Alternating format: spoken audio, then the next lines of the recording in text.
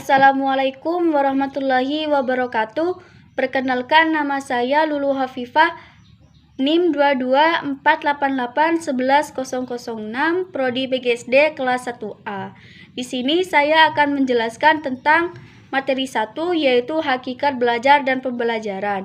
Sebelumnya saya akan menjelaskan terlebih dahulu tentang ciri-ciri belajar.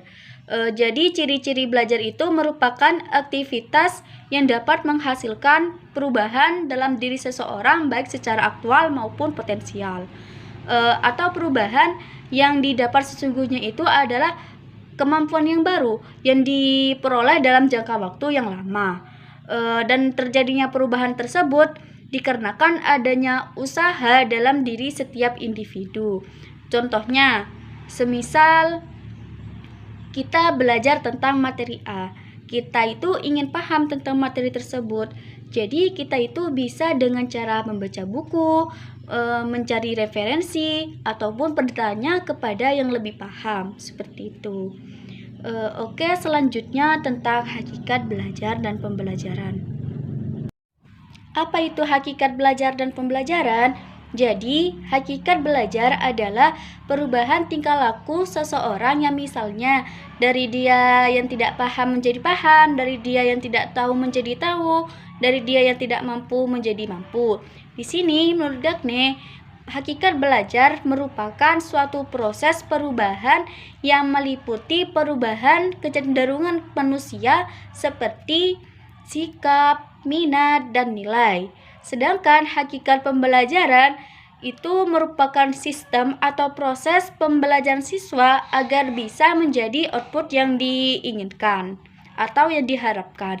Dan output tadi dikembangkan dalam pelaksanaan proses pembelajaran. Seperti itu. Selanjutnya, unsur-unsur belajar dan pembelajaran. Unsur belajar di sini ada 5. 1. Motivasi. Di mana kita itu memberikan motivasi agar siswa itu tetap semangat dalam mengikuti proses pembelajaran. Motivasi itu adalah sebuah pendorong atau penggerak di mana kita itu mendorong siswa agar siswa tersebut itu lebih semangat dalam mengikuti proses pembelajaran. Yang kedua yaitu bahan ajar, seperti menyiapkan bahan ajar yang cukup menarik, isiannya yang relevan, serta adanya soal latihan dan informasi yang kita butuhkan itu ada. Yang ketiga yaitu alat bantu belajar. Alat bantu belajar ini yaitu merupakan alat-alat yang digunakan oleh seorang pendidik dalam menyampaikan materi pembelajarannya. Dan alat bantu ini sering disebut dengan alat peraga. Contohnya seperti gambar dan lainnya. Yang keempat yaitu suasana belajar, seperti menciptakan suasana belajar yang menyenangkan di mana keadaan siswa tersebut bisa fokus dalam menerima pembelajaran dengan perasaan yang nyaman, tenang, dan rileks, tanpa adanya gangguan atau tekanan yang sekiranya menyebabkan siswa tersebut itu tidak nyaman dalam mengikuti proses pembelajaran seperti tertekan dan lainnya. Yang terakhir yaitu kondisi subjek belajar, seperti mengenalkan siswa dengan lingkungan belajar yang masih baru bagi mereka dan dapat menerima siswa apa adanya dengan segala kelebihan dan kekurangan yang dimiliki oleh siswa, sehingga siswa tersebut itu tidak merasa bahwa diri mereka itu tidak diterima oleh lingkungan di sekitarnya.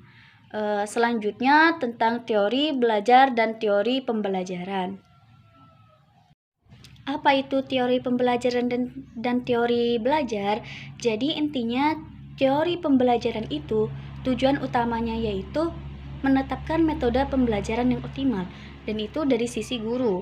Sedangkan teori belajar adalah menjelaskan proses belajar di mana fokusnya ini lebih ke siswa. Dari saya penjelasan mengenai hakikat belajar dan pembelajaran.